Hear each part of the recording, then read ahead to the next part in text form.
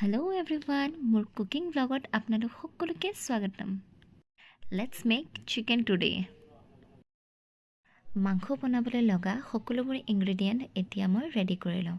প্ৰথমতে আলু, পিঁয়াজ, আদা, নহৰু, জলকীয়া সকলোবোৰ কাটি লৈছোঁ। আৰু মাংসখিনি অকণমান জ্বলাকৈ বনাম বুলি গোলমৰিচ আৰু নহৰু খুন্দি লৈছোঁ।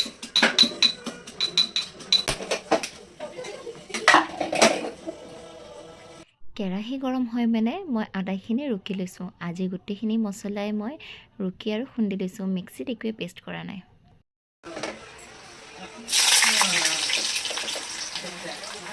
তেলখিনি গৰম হোৱাত তেলত আলু দি তাত অকণমান নিমখ আৰু অকণমান হালধি দি ভালদৰে ফ্ৰাই কৰি ল'ম।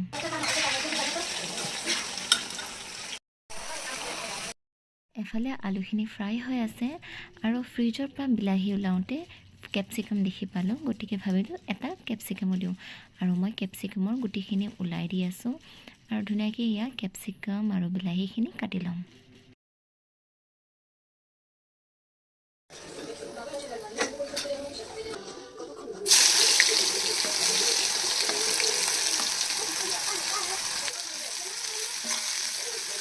আলু ভাজা তেলখিনিতে আৰু অকণমান তেল এড কৰি তাত জলকীয়া আৰু পিঁয়াজখিনি দি অকণমান ৰঙচুৱা হোৱালৈকে ফ্ৰাই কৰি ল'লোঁ।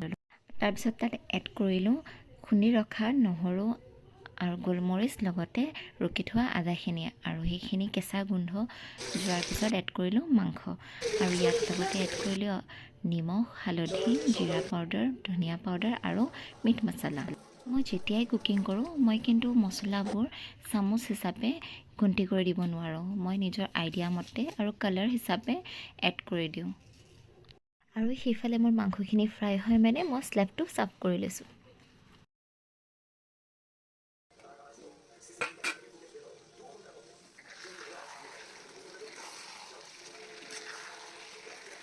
মাংসখিনি ভালদৰে মিক্স কৰি আকৌ ঢাকোন লগাই দিছোঁ। মাংসখিনি ভালদৰে ফ্ৰাই হোৱাৰ পিছত ইয়াত এড কৰিছোঁ কাটি থোৱা বিলাহী, কেপচিকাম আৰু ভাজি থোৱা আলুখিনি, আৰু লগতে অকণমান চয়া চচো এড কৰি ধুনীয়াকৈ গোটেইখিনি একেলগতে মিক্স কৰি ঢাকোন লগাই দিছোঁ।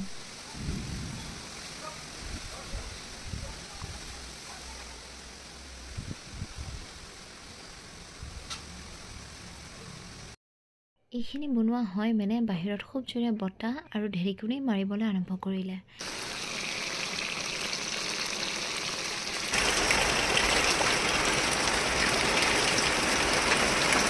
এইফালে মোৰ মাংস বনোৱা হ'ল মানে বাহিৰত